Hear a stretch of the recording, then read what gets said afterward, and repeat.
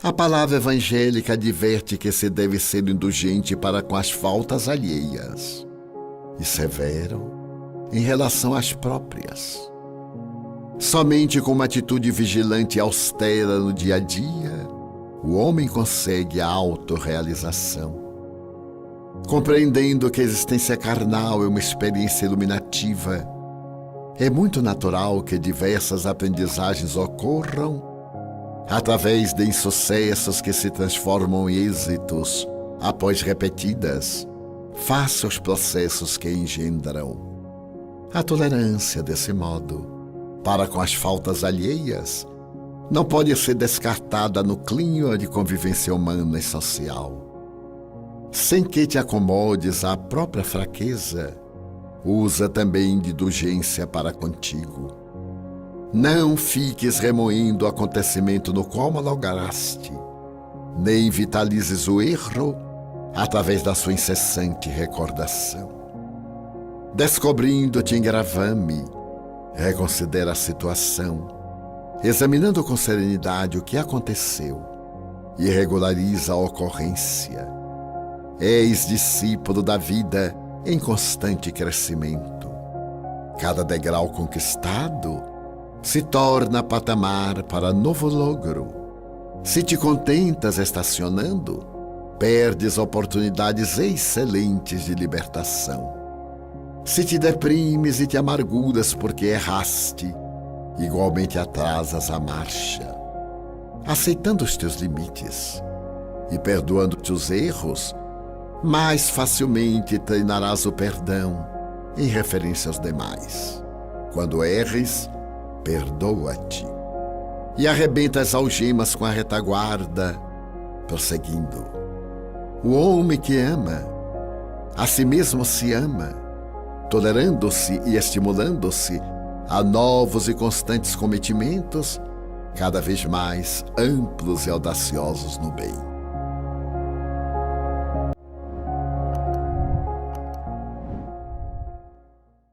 Boa tarde a todos.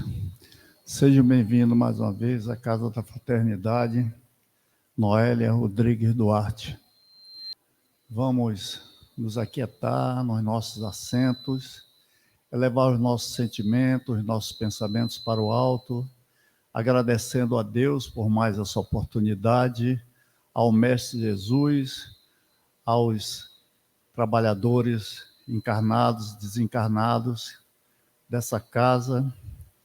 Pedimos ao Mestre Jesus que nos envolva com suas vibrações de amor, de bondade e misericórdia, que possamos nesta tarde termos o entendimento suficiente com a mensagem que será trazida pela nossa palestrante, Ana Lúcia Dias, com o tema A Lei de Reprodução.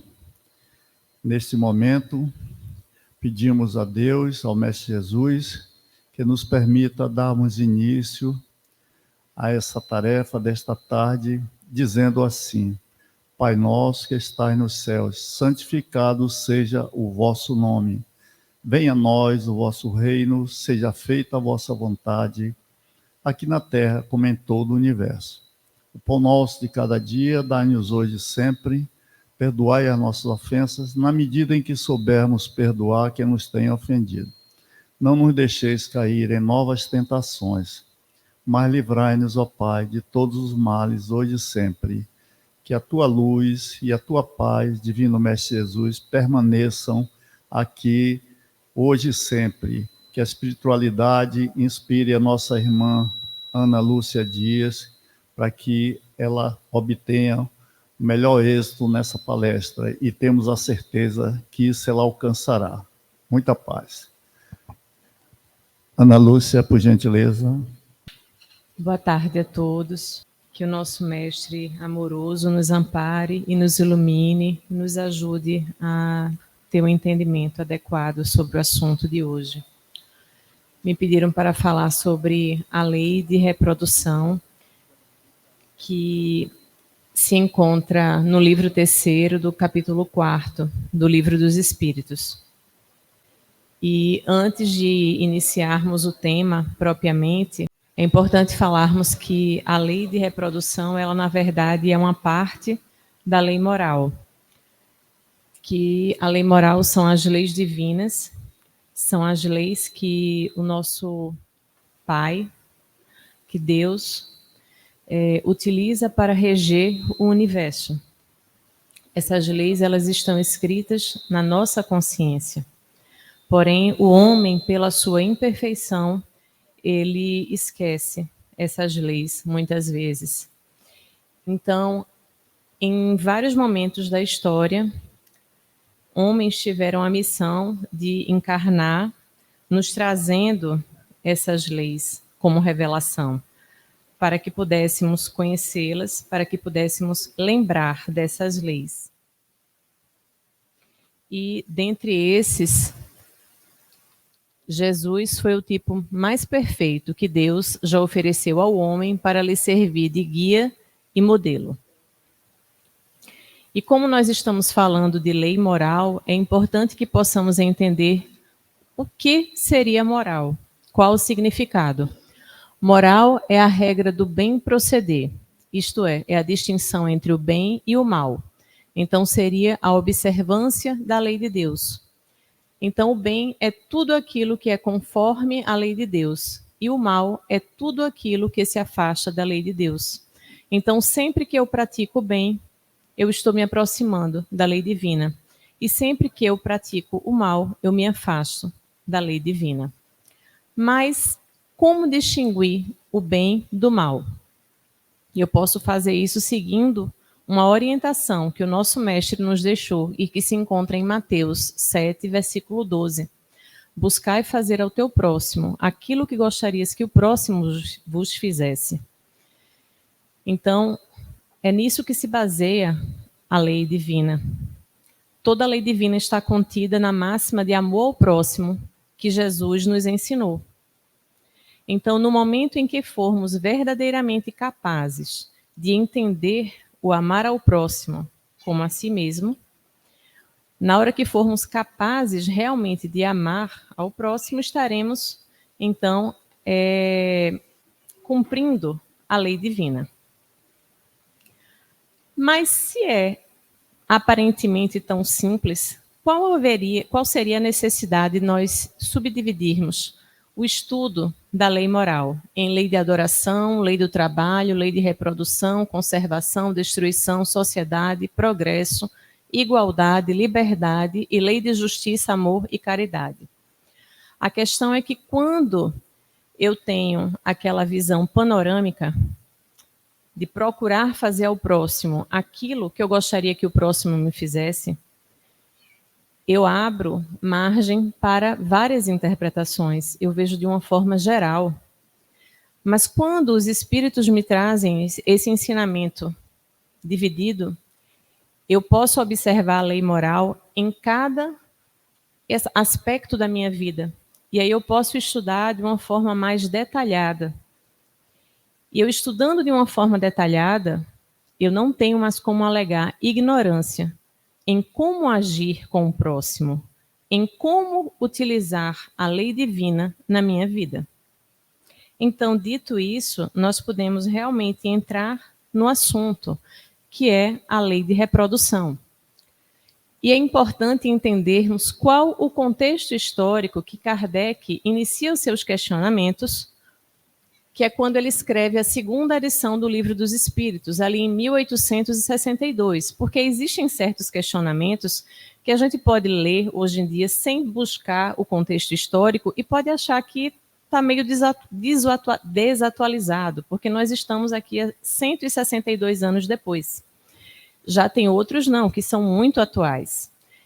E no século XIX, era um século de descobertas, de novas teorias, de muitas informações eclodindo. Então, nós tínhamos ali, em 1859, o lançamento do livro de Charles Darwin, A Evolução das Espécies, onde Charles Darwin, um cientista inglês, dizia que as espécies mais bem adaptadas ao ambiente elas deixariam uma maior quantidade de descendentes e, por isso, elas tenderiam a se perpetuar. e aquelas que não se adaptassem tão bem desapareceriam. Nós tínhamos também ainda a teoria malthusiana, que foi do final do século XVIII, onde um padre inglês chamado Thomas Malthus dizia que a população ela aumentava numa taxa bem mais rápida do que a capacidade de produção de alimentos, e que um dia haveria mais pessoas do que alimentos para alimentar essas pessoas. E foi uma teoria muito criticada, a teoria de Malthus, mas que fez com que os governantes parassem e pensassem em quais seriam as consequências de um crescimento populacional desordenado. Então, com todos esses contextos, Kardec inicia os seus questionamentos aos espíritos. E ele pergunta inicialmente com relação à população do globo. Então, o primeiro questionamento que ele faz é se a reprodução dos seres vivos seria uma lei da natureza. E os espíritos respondem que sim, porque se não houvesse a reprodução, não haveria formação de corpos, então não haveria o mundo corporal estaria fadado ao desaparecimento, não haveriam corpos para a encarnação dos espíritos. E aí, na pergunta seguinte, ele começa a questionar, já visando ali a teoria de Malthus. Ele pergunta se a população seguisse sempre numa progressão crescente, ela chegaria a um momento que se tornaria excessiva na Terra. E os espíritos respondem que não. Por quê? Porque Deus mantém sempre o equilíbrio, ele nada faz de inútil. Então, quando o homem julga desta forma, ele está vendo apenas uma parte, ele não consegue avaliar o conjunto da natureza. Então, Deus, ele faz tudo de forma perfeita. Não haveria, na verdade, este momento em que haveria uma superpopulação com a falta de alimentos. E Kardec segue os seus questionamentos e ele questiona a respeito da sucessão e aperfeiçoamento das raças.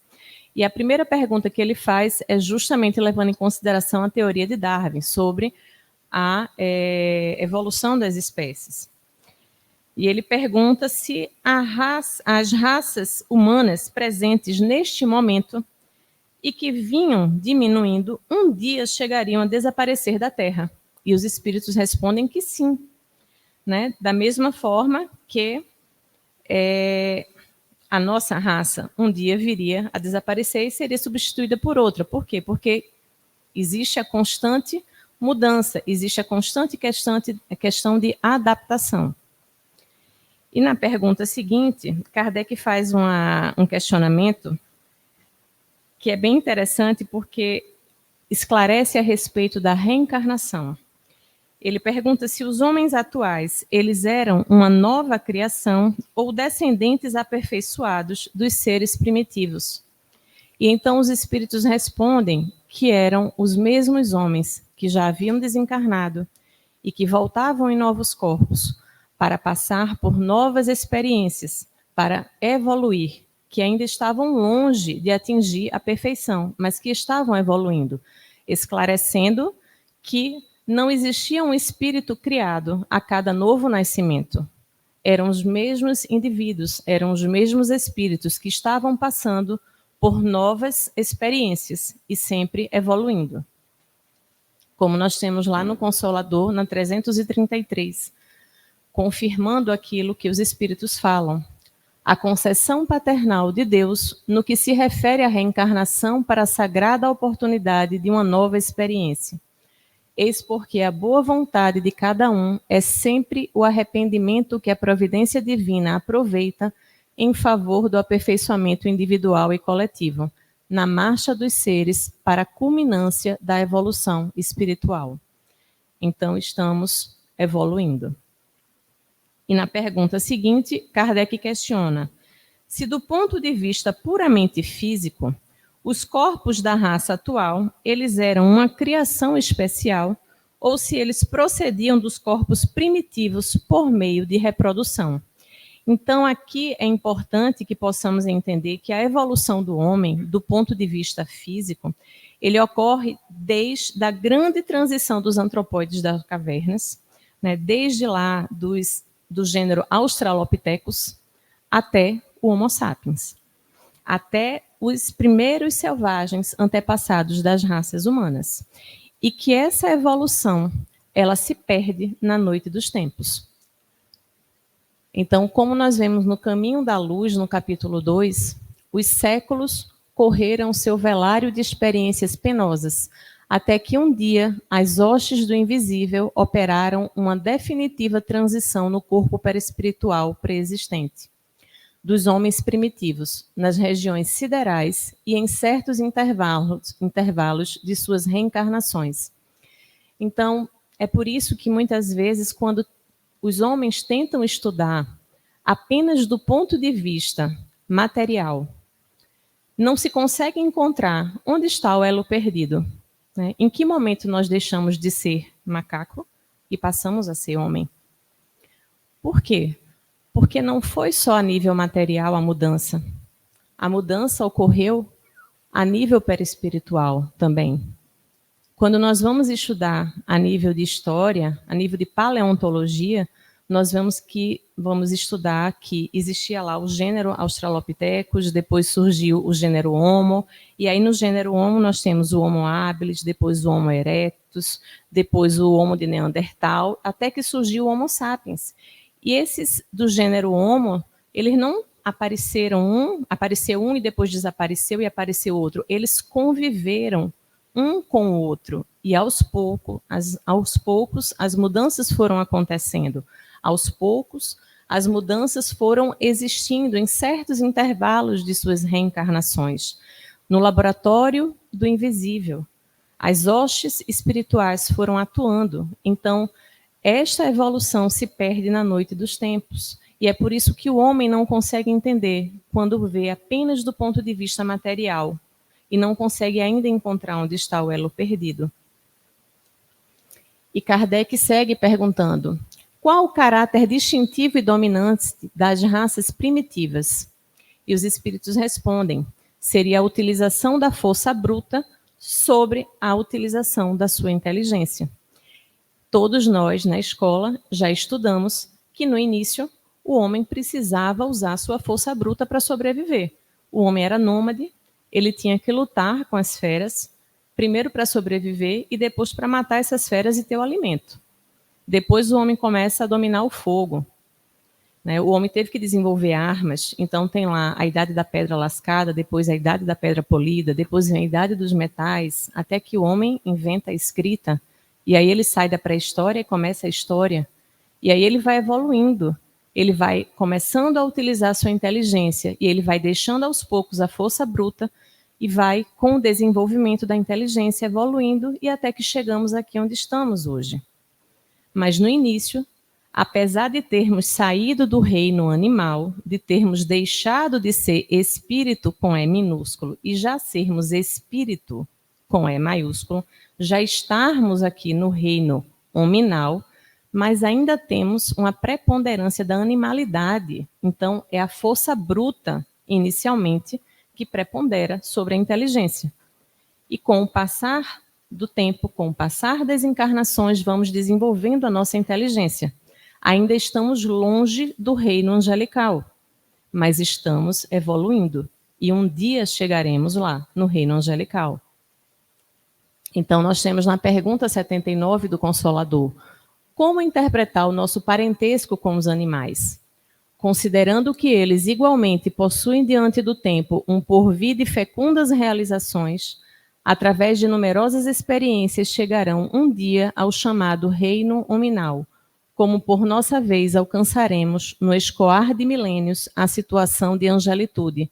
A escala do progresso é sublime e infinita. Então, todos estamos evoluindo. E Kardec segue com seus questionamentos e ele pergunta se o aperfeiçoamento de raças animais e vegetais pela ciência seria contrário à lei natural. E os espíritos respondem que nós, homens, somos seres co-criadores. E Deus se utiliza da nossa inteligência, por sermos co-criadores, para ajudarmos no progresso da natureza, porque Deus busca sempre a perfeição. Então, a palavra é aperfeiçoamento. Então, nós podemos utilizar a nossa inteligência como seres co-criadores para ajudar no aperfeiçoamento da natureza. E quando é que nós podemos fazer isso? Quando o homem, por exemplo, aperfeiçoa uma raça de gado, buscando aperfeiçoar a raça leiteira, um leite de melhor qualidade para alimentação, uma carne de melhor qualidade, ou faz uma enxertia de plantas, buscando vegetais com um maior valor nutricional. Então, o homem está atuando de acordo com a lei da natureza, de acordo com a lei moral, e agindo como um co-criador. Porém, do ponto de vista de atuação genética do homem sobre o outro homem, a situação é diferente. No Consolador, na pergunta 36, se questiona justamente sobre isso. Pode a genética estatuir medidas que melhorem o homem? E a resposta é, neste sentido, a genética poderá agir copiando a própria natureza material, somente copiando. Por quê? Porque se eu modifico, eu vou selecionar uma característica. Eu vou estar colocando a lei de Darwin. Ou seja, eu vou estar selecionando características para uma futura geração. Eu vou estar provocando uma coisa chamada eugenia. Essa palavra é familiar. Alemanha, Segunda Guerra Mundial, nazismo. Foi isso que os alemães fizeram. Eles determinaram que a raça ariana era superior aos judeus e que eles deveriam ser a supremacia e que os judeus deveriam ser extintos. Então, se nós utilizarmos a genética para selecionar característica a nível do homem, nós estaremos agindo contra a lei divina. Nós estaremos fazendo uma eugenia de forma indiscriminada. Porque quem somos nós para selecionar determinadas características? Nós temos que lembrar que somos espíritos. E quando alguém reencarna com uma microcefalia, quando alguém reencarna sem os braços, sem as pernas, com a doença, é porque existe um motivo, é porque existe um resgate, é porque existe uma necessidade da pessoa passar por aquela situação. Então, não cabe a mim selecionar quais as características que devem ou não existir na vida humana. Eu estou indo contra a lei divina. Eu posso atuar a nível de genética apenas e somente apenas copiando. Como já existe trabalhos, já existe essa atuação do homem. Então, o homem pode produzir órgãos semelhantes ao que nós já temos.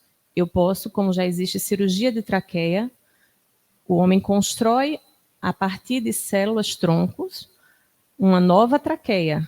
E aí a pessoa tem uma lesão de traqueia, seja porque passou muito tempo entubada, e aí estenosou, ficou estreita a traqueia, e é feita uma cirurgia e se substitui a traqueia lesionada por uma traqueia nova, que foi feita com um recurso genético. Então, neste caso, eu estou agindo segundo a lei divina, porque eu estou apenas copiando. Eu posso utilizar um transplante de órgãos, mas de forma alguma eu posso selecionar características, porque aí sim eu estaria indo contra a lei divina.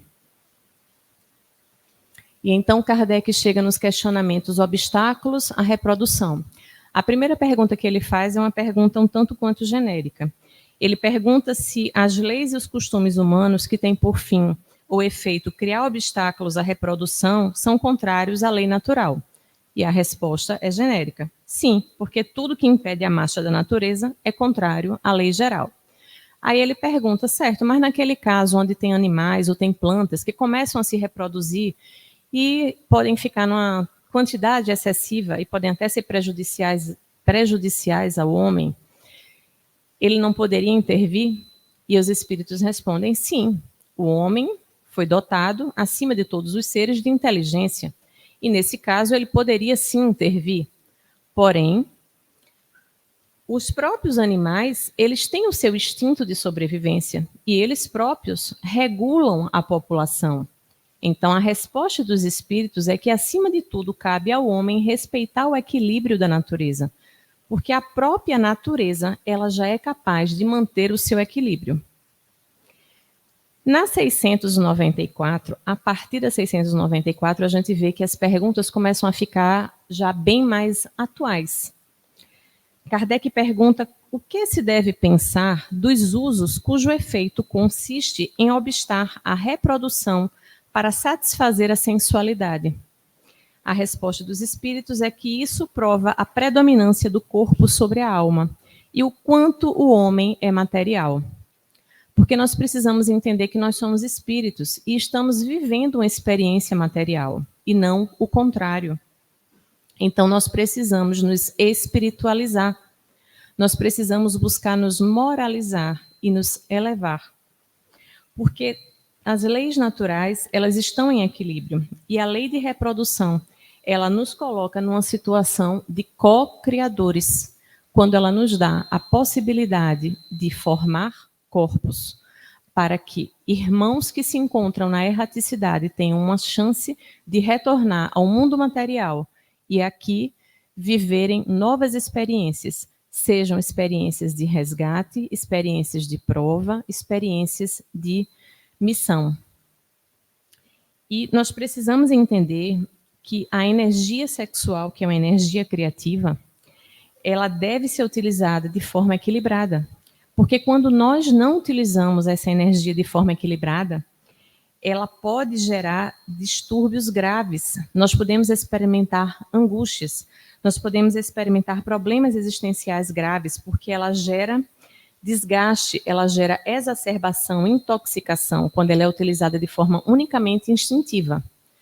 Agora, quando a energia sexual ela está atrelada ao ato de reprodução, ela tem uma funcionalidade, que é promover a reencarnação.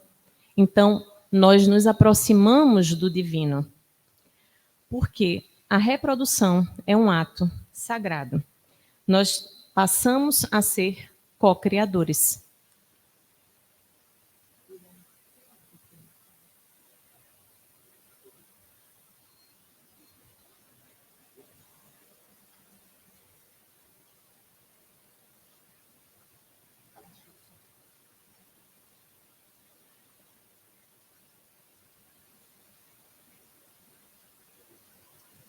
Continuam seu caminho em busca do ovo. Ao encontrá-lo, são atraídos por sua cobertura e se aderem a ele.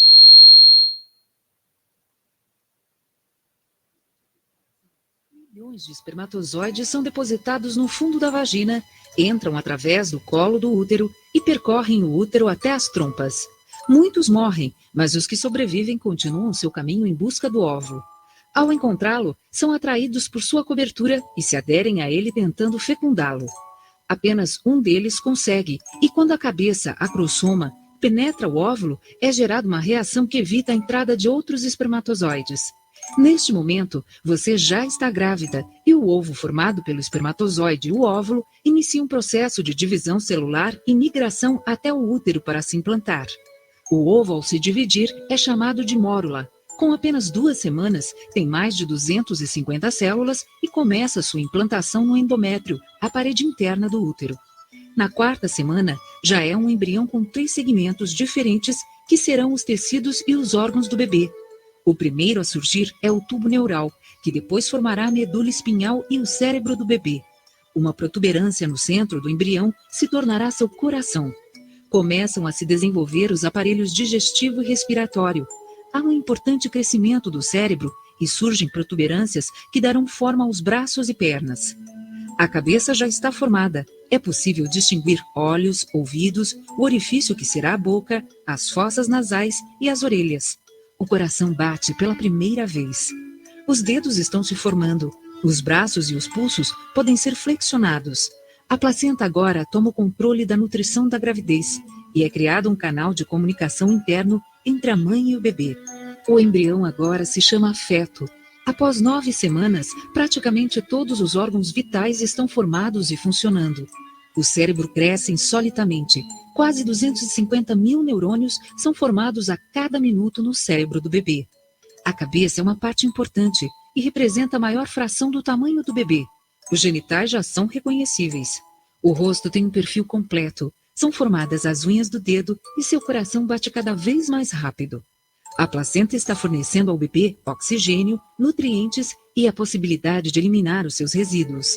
O bebê é capaz de colocar um dos seus dedos na boca. Começam a se desenvolver sobrancelhas e um cabelo fino.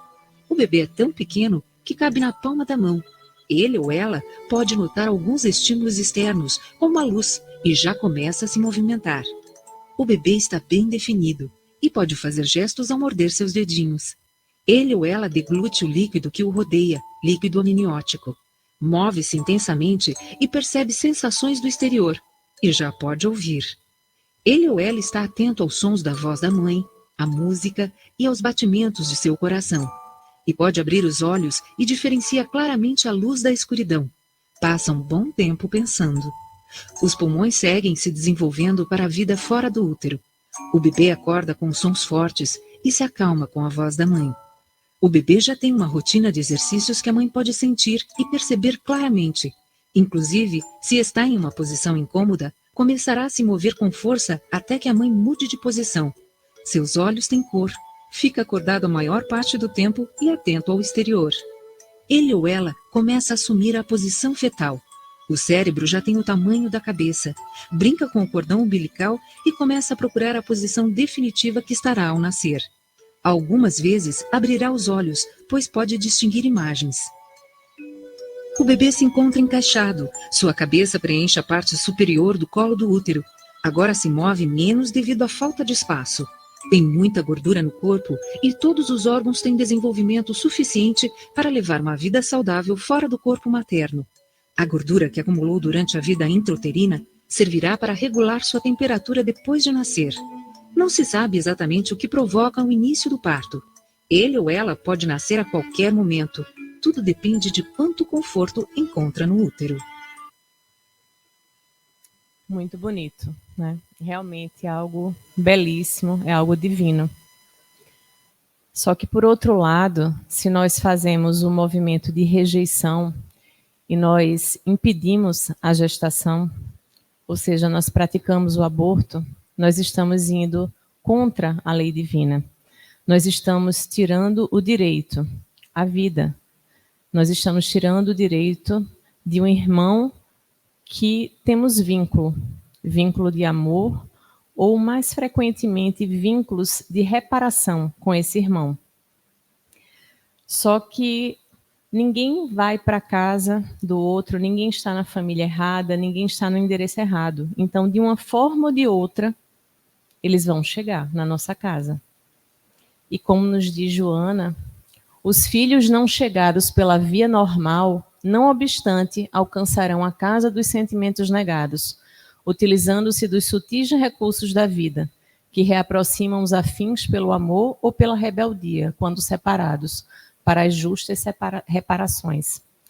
Então, às vezes, ele não vem como seu filho, mas vem como aquela pessoa que te atormenta, vem como alguém que invade a tua casa e assalta, vem como alguém que alicia um filho teu, vem como alguém que tira a sua paz, ou até num outro momento, até aparece como um filho realmente, mas que nesse momento da gestação poderia ter sido de uma forma mais amorosa, e num outro momento pode ser de uma forma mais dolorosa. Mas ninguém foge à reparação. E então Kardec segue seus questionamentos e ele chega ao casamento. E ele pergunta se o casamento ele seria contrário à lei divina. E os espíritos respondem que não, que o casamento, na verdade, ele é um progresso na marcha da humanidade. E aí ele pergunta, qual seria a consequência da abolição do casamento para a sociedade? E os espíritos respondem que seria a volta à vida dos animais. Porque o casamento, do ponto de vista da lei natural, ele é a união permanente entre duas pessoas, da sua livre e espontânea vontade, né, quando elas têm o propósito de estarem juntas com o mesmo ideal, que é o ideal de formar uma nova família, de ser uma família para aqueles irmãos que vêm para uma nova vida, para uma nova experiência aqui.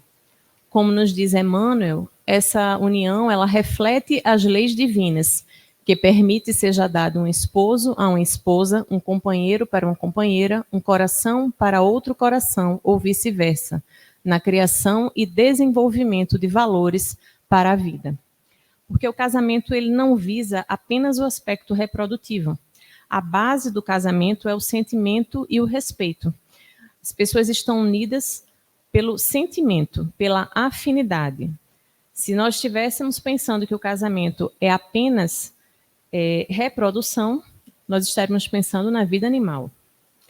Porém, então, por isso que é importante no casamento que busquemos seguir aquela rotina natural, né? Quando as pessoas se conhecem, aí as pessoas namoram, as pessoas casam, as pessoas passam um tempo ali juntas, se conhecendo, e depois elas têm os filhos.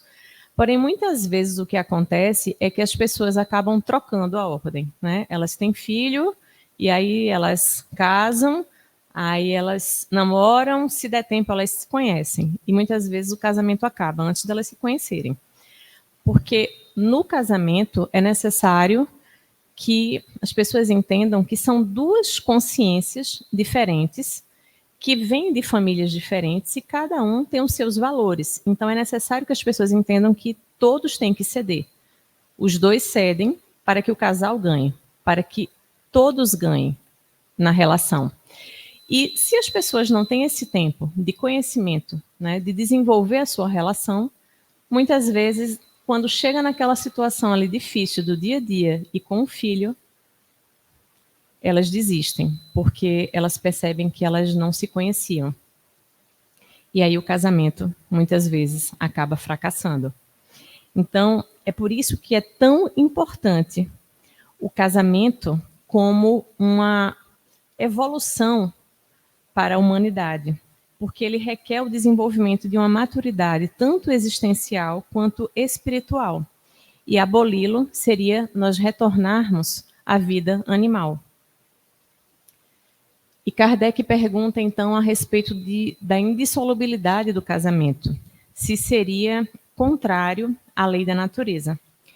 E os espíritos respondem que a indissolubilidade é uma lei humana, e é uma lei humana muito contrária à lei da natureza. E eles dizem que os homens podem mudar a sua lei, o que não pode mudar é a lei da natureza. Então, quando nós vemos em Mateus 19, dos versículos 3 a 8, nós vemos uma parte em que os fariseus chegam para tentar Jesus. E eles perguntam a Jesus: é lícito ao homem repudiar sua mulher por qualquer motivo? Aí Jesus responde: não tendes lido que aquele que os fez no princípio macho e fêmea os fez? Portanto, disse, deixará homem, pai e mãe, e se unirá à sua mulher, e serão os dois numa só carne? Assim, não são mais dois, mas uma só carne. Portanto, o que Deus ajuntou, não separe o homem.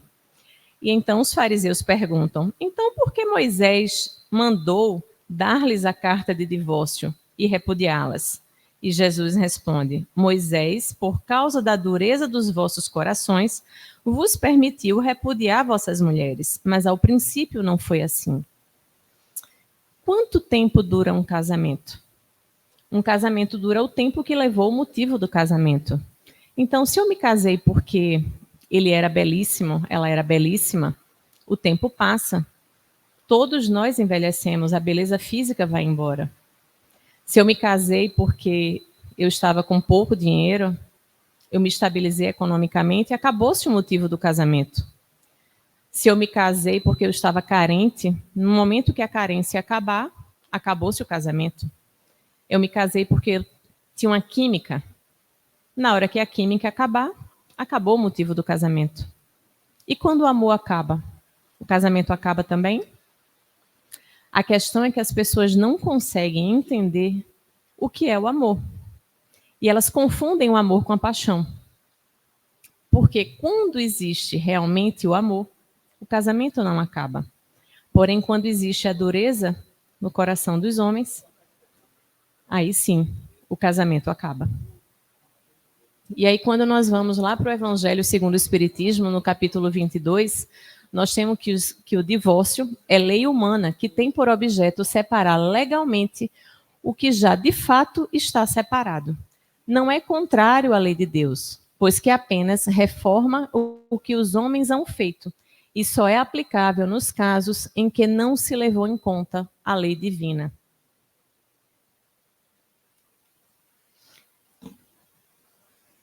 Então, chegamos ao celibato.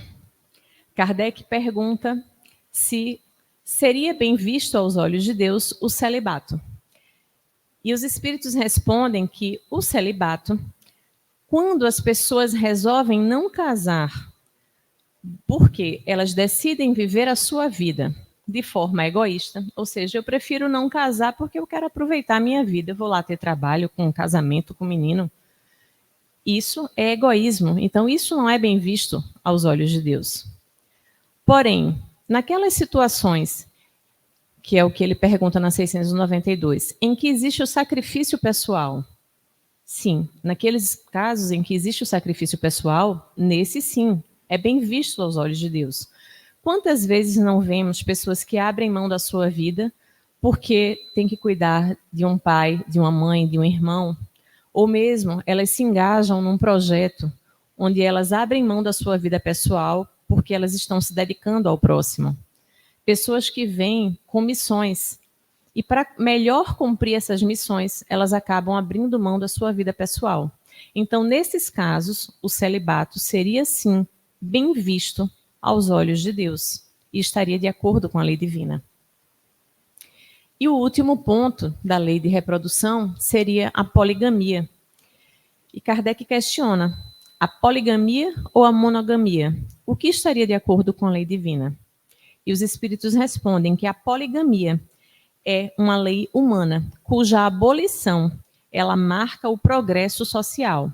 Porque na poligamia não existe sentimento. Na poligamia existe apenas a sensualidade. E o homem caminha nas suas encarnações, vivendo episódios de poligamia e sofrendo as suas consequências, até o dia em que ele percebe que a monogamia é aquilo que é mais adequado para a sua evolução. E conforme nos diz Emmanuel, o compromisso afetivo é uma relação de alma a alma, que envolve afetividade, respeito, confiança e segurança. Então, como nós vimos, como é importante estudarmos detalhadamente quantas informações nós podemos adquirir estudando só uma daquelas partes da lei moral. Porque com esses conhecimentos nós conseguimos lidar com maior segurança, nós conseguimos lidar no nosso dia a dia com o nosso próximo e agir de forma mais correta. Então, nós entendemos que a lei moral ela é uma só, mas ela está ali subdividida e tudo está interligado. E como tudo está interligado, eu trouxe aqui a resposta da pergunta 774, que está lá na Lei de Sociedade, mas que eu acho que ela dá um fechamento para o que a gente viu nessa parte, principalmente final, que ela tem muito a ver com os dias de hoje da gente, né? Onde ele diz que há no homem alguma coisa a mais, além das necessidades físicas. Há a necessidade de progredir. Os laços sociais são necessários ao progresso, e os de família mais apertados tornam os primeiros. Eis porque os segundos, ou seja, os laços de família, constituem uma lei da natureza. Quis Deus que por essa forma os homens aprendessem a amar-se como irmãos. Porque no final é isso que importa. No final o que importa é o amor. E a família é o nosso primeiro laboratório. É ali que nós começamos a aprender a amar. Ela tem esse papel, para que no futuro nós consigamos atingir o nosso objetivo maior, que é aprender a amar, como tem lá em Mateus 22, 39. Amar o teu próximo como a ti mesmo. Porque se às vezes é difícil a gente amar quem está dentro da casa da gente, imagine a gente amar quem faz mal para a gente, né? Quem está ali prejudicando a gente. Mas esse é o nosso objetivo. No final, todos nós conseguiremos, afinal de contas, todos chegaremos no reino angelical. E é por isso que eu acho que é tão importante esse assunto de hoje, principalmente no momento em que nós estamos vivendo, onde nós vemos pessoas clamando que meu corpo, minhas regras, onde nós vemos na França sendo colocado na Constituição o direito de abortar, porque a ninguém é dado o direito sobre a vida do próximo. E desde a concepção existe um espírito ligado àquele corpo que se forma no ventre materno. Não é apenas um pedaço de carne, não é apenas um pedaço de mim que está ali dentro. Então, cabe a nós zelarmos por toda a vida, desde a sua concepção, como zelaram pela nossa vida, desde a nossa concepção. É por isso que nós estamos aqui hoje, vivendo nossas experiências, crescendo e evoluindo. Mas nós precisamos lembrar também que todos nós temos um vasto passado de erros. E estamos aqui crescendo e evoluindo. Então, se um dia nós já cometemos também esse erro, que possamos entender que foi por falta de informação, falta de conhecimento, por esquecimento das leis divinas. Então, que possamos nos aproximar delas, que possamos guardá-las na nossa consciência, no nosso coração e pôr em prática. Que possamos buscar fazer o certo de agora por diante, porque no final, o que importa é o amor. E para finalizar, eu trouxe uma mensagem de Maria Dolores, Esperança dos Céus. Há choro dentro da noite, é o doloroso gemido de pobre recém-nascido que não encontra lugar. Mãos insensíveis sufocam, pequenina flor humana. É o aborto em lide insana, ferindo a lei sem pensar. Ah, quantas almas formosas! Nos planos em que me movo, sonhando nascer de novo, no entanto rogam em vão. Agasalham-se no amor, mas em lágrimas convulsas, ei-las batidas e expulsas, a golpes de ingratidão. Irmãos da terra, escutai, detende a marcha do aborto, estendei vosso conforto aos companheiros do além. Cada criança que surge, mesmo entre rudes labéis, é uma esperança dos céus para a vitória do bem. Maria Dolores. Obrigada. A CAFRA agradece a nossa irmã palestrante Ana Lúcia Dias, mais uma vez. Que Deus a abençoe sempre e que possa nos honrar várias vezes. Muito obrigado, Ana Lúcia. Agora eu...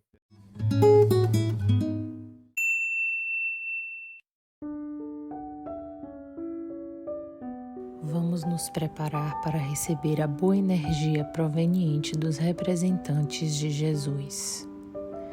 Sente-se em posição confortável e com a coluna ereta e respire de forma lenta e profunda. Inspire e expire. Continue respirando assim. Disse Jesus: nenhuma das ovelhas que o Pai me confiou se perderá. Assim, mesmo vivenciando dificuldades e problemas, Ele sempre está conosco. Disse também Ele: vinde a mim, vós todos que andais em sofrimento e vos achais carregados, e eu vos aliviarei. Tomai sobre vós o meu jugo e aprendei de mim, que sou manso e humilde de coração, e achareis repouso para as vossas almas, porque o meu jugo é suave e o meu fardo é leve. Jesus cuida de cada um de nós.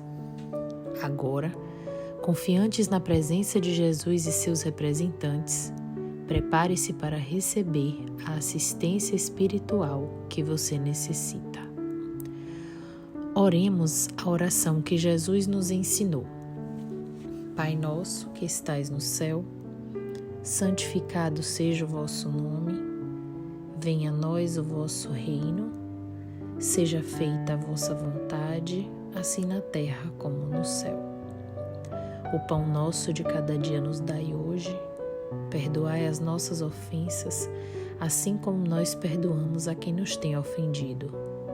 e não nos deixeis cair em tentação, mas livrai-nos do mal. Que assim seja. Permaneça em silêncio, escute a música e deixe ela penetrar em seu ser. Enquanto isso, a equipe de benfeitores espirituais lhe aplica as boas energias que irão lhe fortalecer para enfrentar todas as dificuldades da sua vida. Visualize uma grande luz que se dirige para você. Ela lhe envolve desde a cabeça, passa pelo seu tronco, até lhe envolver todo o corpo. Permaneça usufruindo desta boa energia e ore em silêncio. Agradeça a Deus.